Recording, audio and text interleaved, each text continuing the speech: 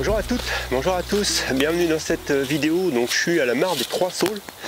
Si vous me suivez depuis un petit moment, je suis déjà venu quelques fois ici et je crois d'ailleurs que ça doit faire la troisième fois que je reviens ici. J'avais envie de venir ici ce matin parce que je voulais regarder ce que ça pouvait donner entre la mare et probablement les feuilles tombées dans l'eau et puis les feuilles qui restent encore un peu dans les arbres, puisqu'on n'est pas encore à la fin de l'automne. On a encore quelques couleurs dans les arbres, on peut en profiter. Alors là maintenant c'est essentiellement les charmes qui sont en couleur. Les chênes sont bien marrons et puis les bouleaux, je crois qu'ils ont fini de perdre toutes leurs feuilles. Donc voilà, on continue à avancer dans l'automne. Le sujet de la vidéo d'aujourd'hui, en fait, je voulais vous parler de la différence entre la netteté et la profondeur de champ. Et pourquoi j'en arrive ici, c'est parce que j'étais en train de regarder mes photos, je travaillais sur mon calendrier pour l'année prochaine. Et puis du coup, je suis revenu sur mes photos en arrière et il y a certaines photos qui m'ont fait me poser des questions et je me suis demandé, mais pourquoi tu as été chercher ça? Et en fait, je me suis rendu compte que quand j'ai commencé à faire de la photo, il y a des évolutions et il y a un moment, il y a une évolution qui m'a amené finalement à essayer d'avoir le maximum de netteté, et j'ai confondu un peu le maximum de netteté avec le maximum de profondeur de champ. Et du coup, c'est ce que je voulais partager ici avec vous dans cette vidéo aujourd'hui. Alors, je sais pas si vous le voyez, donc juste par ici, là, il y a ce chêne là derrière moi qui va constituer en fait la première image de la vidéo d'aujourd'hui. Donc écoutez, je vais me mettre en position.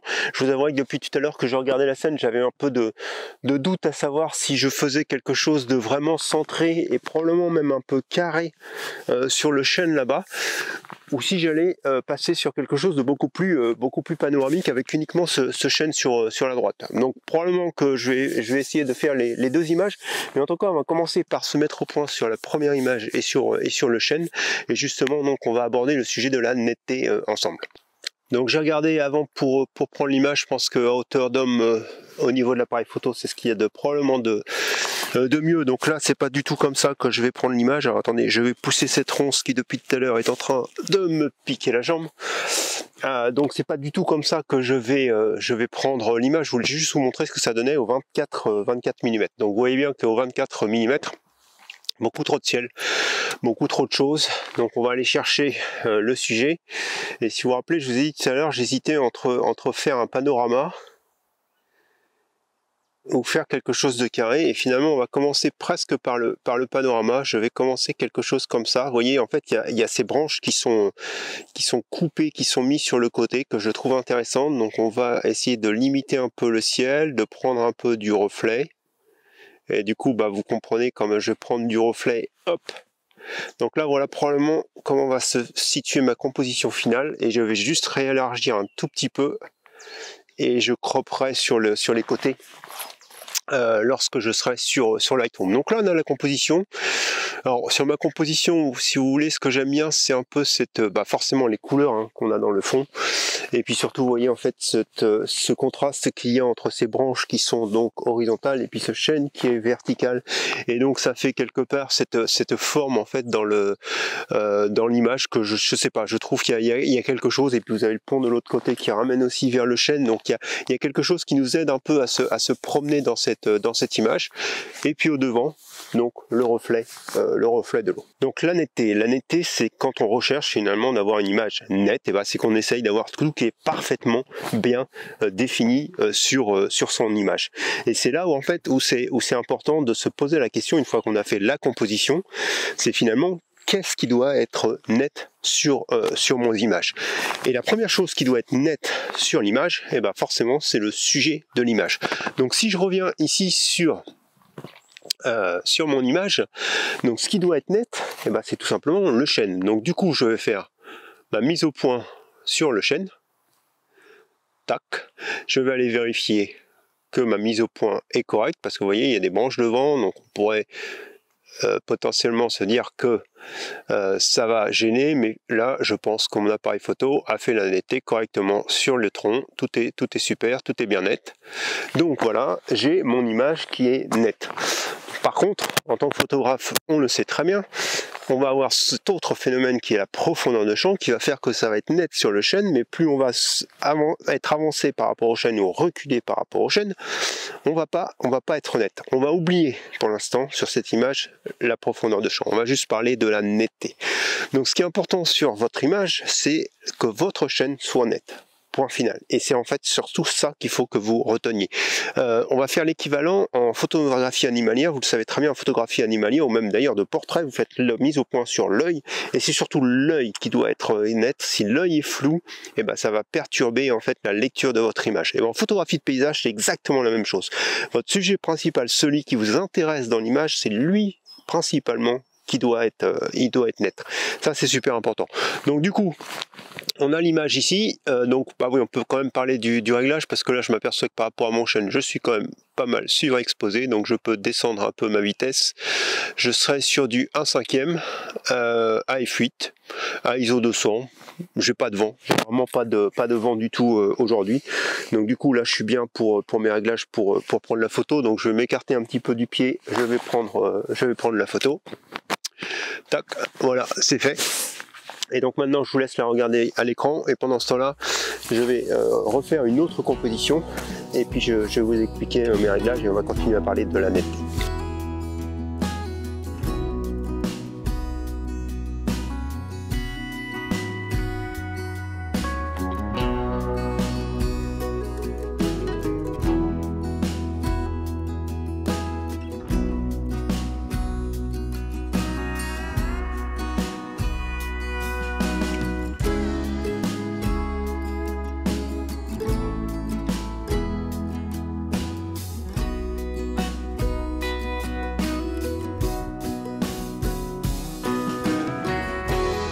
Donc là vous voyez, je me suis mis en format portrait, j'ai tourné mon appareil photo. On va retirer l'assiette qui vous donne rien. Alors, si vous regardez en fait sur l'écran là qui est en train de filmer, qui vous montre ce qu'il y a à l'arrière de mon écran, j'ai eu la question la dernière fois sur la balance de blanc. Donc si vous regardez sur l'écran, vous avez donc en partant sur le haut, vous avez le S. Donc ça c'est la façon dont je fais mon mon déclenchement. Donc c'est une seule image. En dessous AFS, donc ça veut dire que l'autofocus il est juste sur lorsque j'appuie sur la fameuse touche iPhone sur mon appareil photo, puisque j'ai découplé avec la mise au point par le déclencheur. Donc la mise au point est ponctuelle. Alors ensuite, après, je vous avouerai que je sais plus trop ce que c'est le truc en off. Après, vous avez SD, donc c'est le picture control qui est en standard, mais je prends en RAW, donc ça n'a pas vraiment d'importance. Et dessous, vous avez le petit nuage. Et donc le petit nuage, c'est celui qui vous donne la balance des blancs. Et vous verrez que dans la plupart de mes vidéos, la balance des blancs, surtout là en ce moment, elle reste sur le nuageux. Donc la balance des blancs, c'est ça, elle est là. Donc nuageuse qui correspond sur mon appareil photo à 6000 Kelvin. De mémoire. Donc voilà pour la petite histoire. Donc vous voyez sur cette image, j'ai fait la mise au point donc sur le chêne, sur la base du chêne. J'ai légèrement donc changé ma composition puisque je suis passé du paysage au portrait, mais je me suis aussi légèrement tourné. Ce que je veux, c'est le pont, un tout petit peu des branches aussi qui rentrent sur l'image, et puis mon chêne. Donc on a cette croix finalement sur l'image. Et là ici, je suis net. Maintenant, ça c'est ce que l'appareil photo voit, et donc vous vous rendez bien compte que le premier plan, si je zoome dessus, alors je vais le zoomer sans toucher à ma profondeur sans toucher à ma mise au point. Donc, vous voyez, là on a le reflet qui est encore à peu près net, mais si vous regardez, voilà, les feuilles dans l'eau, et ben les feuilles dans l'eau sont floues, ok. Et si maintenant vous abandonnez l'appareil photo, excusez-moi, vous avez dû l'entendre à ma voix, mais j'ai attrapé un rhume il n'y a pas très longtemps, et donc j'ai un peu les branches pleines, donc je m'en excuse par ailleurs pour les bruits que vous pourriez entendre dans la vidéo, et mon nez ma voix qui doit résonner un peu. Donc si vous regardez maintenant en dehors de votre appareil photo, si vous regardez, que vous faites la mise au point sur le chêne, je veux dire si vous regardez le chêne, et ben vous apercevez très bien sans changer votre mise au point que ce qui est autour est flou. Alors encore plus flou aujourd'hui avec l'âge probablement, mais en tout cas vous avez du flou autour. Donc l'œil humain ne voit pas 100% net. L'œil humain aussi voit du flou. Donc je fais la mise au point sur le chêne. Ici j'ai sélectionné donc un diaphragme de f8. Alors je pourrais l'augmenter pour avoir un petit peu plus de profondeur de champ. Je vous ai dit qu'on allait oublier la profondeur de champ pour l'instant, donc je vais le laisser sur f8, et j'ai quelque chose qui va se correspondre à peu près. Alors je dis pas que le f8 se correspond à l'œil humain, mais en tout cas ce que je vois sur l'appareil, c'est à peu près ce que je vois quand je regarde ici. Donc je vais prendre mon image. je vais vous la montrer juste après, mais vous comprenez bien le principe. Ici, en fait, ce que je m'intéresse simplement, c'est mettre la mise au point et la netteté sur mon sujet principal. Ça, c'est la chose la plus importante en photographie de paysage. Vous mettez votre mise au point et votre netteté, elle doit être sur votre sujet principal, le sujet qui fait l'image. Maintenant, donc on va changer, je ne sais pas encore où on va aller, on va changer complètement d'endroit pour prendre la photo suivante, et donc on va justement parler de la profondeur de champ juste après.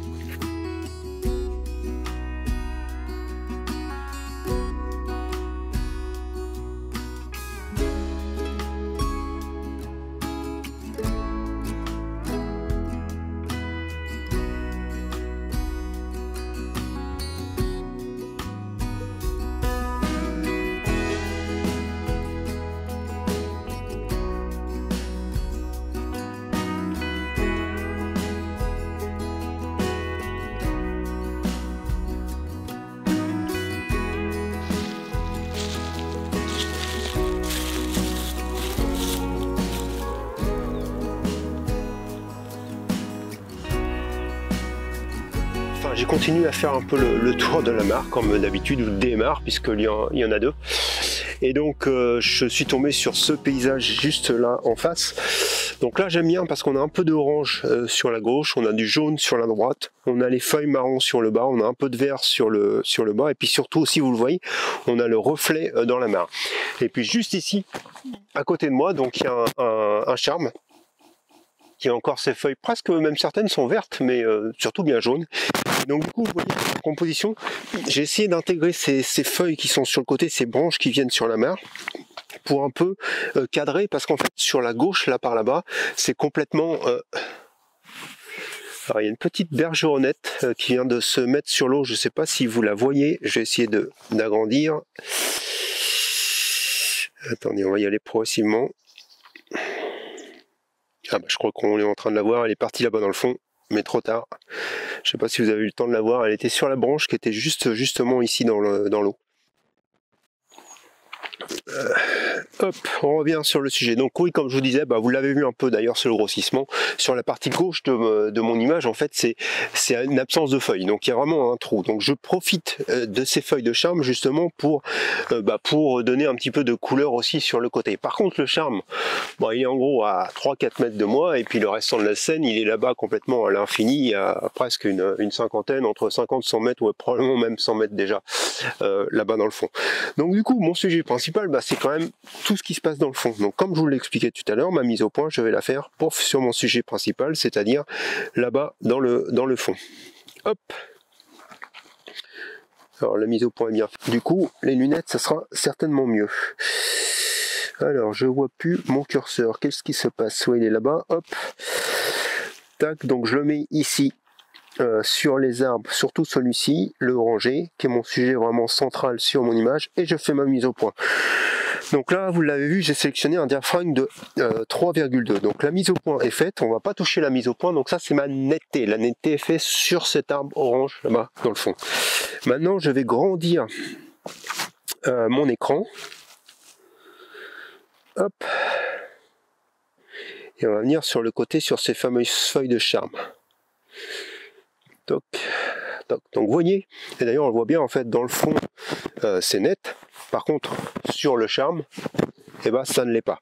Donc là c'est là où on parle de profondeur de champ, et je vais augmenter ma profondeur de champ. Donc forcément on va avoir à diminuer la vitesse en même temps. Donc je vais essayer de faire tout en même temps pour que ça reste lisible. Donc vous voyez, plus ça va, plus ça augmente. Alors je sais pas, ah bah oui, comme j'ai zoomé, vous perdez en fait le diaphragme, donc je vais vous le dire. Donc là je suis parti à f22, ok. Donc là quand je suis à f22, vous voyez, on a quasiment quelque chose de net aussi sur les charmes, sur les feuilles du premier plan du charme, contrairement. Hop, alors du coup, excusez-moi, on va dans l'autre sens, on va prendre un intermédiaire, vous voyez là la différence, je suis à f10, enfin, vous connaissez bien le principe, c'est le principe de la profondeur de champ. La tendance que j'avais dans le temps, c'est de me dire il faut que tout soit net, que tout soit dans la zone de mise au point, et je pense que c'est là où où ça se mélangeait un peu dans ma tête, et c'est pour ça que j'ai voulu faire la vidéo aujourd'hui. Et donc en fait, en temps normal, donc là je vais agrandir pour que vous voyez où j'en suis sur je vais remettre mon curseur là-bas sur l'arbre, non, ici sur celui-ci. Alors excusez-moi, je sais pas, je viens d'avoir un problème avec mon appareil photo. Est-ce que c'est le fait d'être trop près, parce que je sais qu'il a le décor qui se met en fait pour passer de l'œilleton à l'écran, qui coupe l'écran lorsque je suis trop près. Est-ce que c'est ça qui s'est passé? Mais j'arrivais plus à bouger mon curseur. Donc voilà, maintenant j'ai tout récupéré, je bouge mon curseur et je fais la mise au point donc sur cet arbre orange. Et comme je vous disais, donc ce qui se passe, c'est que les feuilles qui sont ici devant vont être floues. Et l'erreur que j'avais avant, c'était de me dire, du coup je vais aller faire une autre mise au point sur les feuilles de devant et faire le fameux focus stack. Mais encore une fois, si vous regardez à l'œil nu, si je regarde là-bas dans le fond, ça, le charme, il est flou. Et donc en fait, l'erreur, c'est justement ça, de confondre en fait ce qui doit être net, c'est-à-dire qu'on veut avoir tout partout bien défini, et en fait ce qui est finalement le plus proche de la réalité. Et le plus proche de la réalité, quand vous regardez, tout n'est pas net. Ce que vous regardez est net, mais autour, vous avez du flou. Et donc c'est en fait la grosse différence entre les deux, et je pense que c'est la chose que je confondais par le passé, parce que je m'aperçois que je ferai de moins en moins de focus stack, et puis je fais de plus en plus de photos avec des diaphragmes élevés, et donc c'est ce que je vais faire notamment sur cette image. Je vais prendre un F11, donc là je suis légèrement sous-exposé, donc on va remonter un peu, on va faire du 1/5. J'ai fait la mise au point là-bas, je vais pas faire beaucoup plus. Alors je vous en ai pas parlé, d'ailleurs je pourrais peut-être remonter un tout petit peu ma compo. Mais si vous voulez, hop, on va faire quelque chose comme ça pour être centré. Je vais refaire ma mise au point, hein, ne vous inquiétez pas, juste après. Hop, peut-être même la remettre bien ici. Tac, donc 1/5 F11, ça change rien sur mes réglages. Et en fait, ce que je veux faire, c'est vraiment une bande. Alors, je vais essayer de vous montrer, mais vous voyez, de faire non, c'est pas évident, mais de faire un cadrage où je vais, voilà, je vais utiliser cette partie-là de l'image et cette partie-là de l'image. Donc je vais faire vraiment un cadrage, un grand panorama finalement sur la longueur, c'est mon idée, mais avec cette seule photo. Donc voilà, tac, on déclenche, on prend la photo. J'espère que vous m'avez suivi dans mes explications, parce qu'avec mon petit problème technique, je pense que ça a dû être un peu confus. J'espère que j'ai rien oublié au passage, vous avez compris de quoi je parlais, du moins j'espère. Et en tout cas, on regarde la photo ensemble, et puis je vais continuer à me déplacer pour voir une autre composition. Et puis donc justement, je vais vous expliquer un peu où j'en suis arrivé maintenant entre netteté et mise au point. Mais je pense qu'avec ce que je viens de vous dire avant et maintenant, vous avez compris un peu où je vais en venir. Allez, c'est parti, je vous laisse regarder l'image.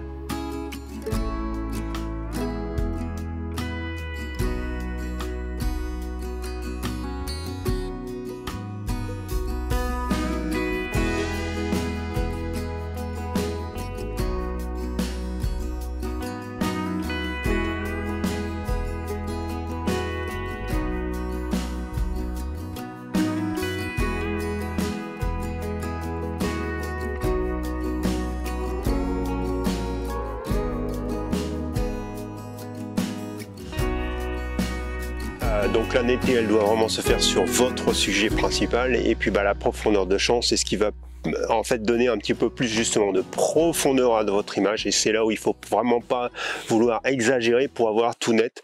Et j'ai beaucoup eu dans mes commentaires des questions à propos de j'ai pris des images et mes images sont pas nettes. Les images sont toujours nettes quelque part normalement, sauf si vous avez une mauvaise vitesse, vous avez bougé ou quelque chose comme ça. Effectivement, votre image va peut-être être floue, mais si vous avez fait votre mise au point correctement à un endroit, cet endroit-là va être net. Et ensuite, c'est un problème de profondeur de champ. Et le problème de la profondeur de champ, je pense que il y a un certain moment dans le parcours de développement en photographie, développement personnel sur la photographie, on a cette envie d'un seul coup de se dire tout doit être net. Et c'est là où en fait on multiplie les focus stacks. Et quand vous multipliez les focus stacks, je pense que c'est là où il faut vous dire il y a peut-être quelque chose qui est pas correct dans mon image. Alors après, c'est une question de style aussi. On entend parler beaucoup, il faut que vous trouviez votre style. Alors je sais pas si je l'ai trouvé, mais je m'aperçois que de plus en plus mes photos sont moins saturées. Mes photos sont plus naturelles sur la balance des blancs. Et mes photos, je recherche beaucoup moins qu'avant justement cette profondeur de champ, presque du plan 0 au plan infini, à part quand je fais des macros, des choses comme ça. Mais sinon, je laisse un peu de flou dans mon image. Et vous m'avez même vu quelquefois, excusez-moi, accentuer ce flou en allant vraiment chercher des diaphragmes très ouverts. Et c'est ce qui me plaît en ce moment, parce que je trouve que c'est ce qui se rapproche le plus de la réalité. Après, je vous dis pas que c'est exactement ce qu'il faut faire, mais en tout cas, moi, c'est ce qui me plaît. C'est pour ça que je voulais aborder ce sujet et puis de profondeur de champ avec vous, et donc d'ouverture de diaphragme. Alors, comme vous l'avez entendu, je commence à avoir un problème de micro, et donc j'ai coupé vraiment cette partie de la vidéo parce que ça devenait complètement inaudible, voire désagréable pour les oreilles. Donc, ce que je voulais surtout vous expliquer dans cette vidéo, c'est vous rappeler la vidéo que je vous avais fait sur les objectifs. Donc, vous savez que les objectifs ont une certaine plage où ils ont la netteté la meilleure, qui est en général entre 6,3 jusqu'à f11. Et donc, comme je vous l'expliquais, vous faites la netteté, vous faites la mise au point sur ce qui doit forcément être net dans votre image, et ensuite vous gérez votre diaphragme. L'idéal étant forcément de se retrouver dans cette zone de netteté maximum de votre objectif, dont aller jusqu'à f11. Sur le cas de cette image, si vous aviez fait la mise au point sur le charme au premier plan et vous souhaitiez avoir le petit bosquet, l'arbre orange dans le fond qui était net, et ben il fallait augmenter le diaphragme et probablement aller jusqu'à du F16. Donc vous aviez cette première option. La deuxième option, c'était de faire la mise au point dans le fond, de garder votre diaphragme de F11, parce que là, en fait, en faisant la mise au point à l'infini, vous aviez de fortes chances que aussi votre charme sur le premier plan soit net. Et puis la troisième option, qui là, je dirais une option plus de composition et de choix en fait sur votre image, c'est de faire la mise au point comme je l'ai fait sur le charme, de rester sur de F11 et donc en fait d'accepter que le bosquet orange dans le fond soit légèrement flou. Et pourquoi j'ai fait ça? Parce que mon sujet principal c'était le charme. Donc en fait par la couleur, l'œil va être attiré dans le fond, mais comme la netteté n'est pas forcément la meilleure, instinctivement on va revenir sur le charme. Et ce que ça permet de faire, c'est justement d'avoir un aller-retour entre le charme et l'arbre orange dans le fond, et donc d'avoir l'œil du spectateur qui circule dans l'image, d'où mon choix de diaphragme dans cette composition.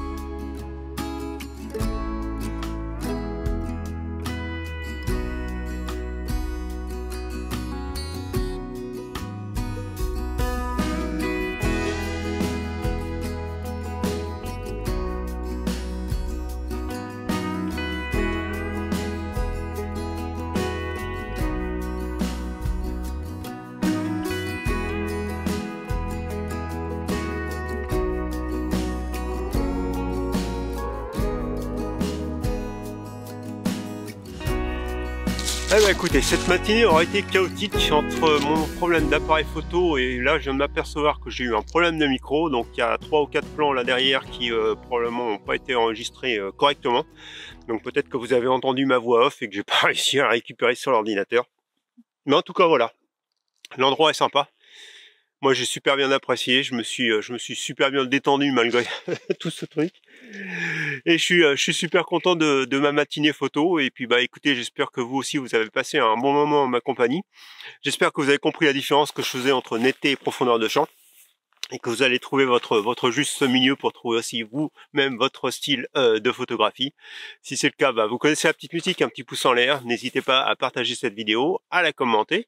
Il me reste plus qu'à vous souhaiter un bon dimanche. Mercredi, on se retrouvera peut-être pour un tuto matériel. En tout cas, moi je serai là. J'espère que vous serez là aussi. Et puis sinon, dimanche prochain pour de nouvelles expériences photographiques. Allez, bonne semaine à vous. Au revoir.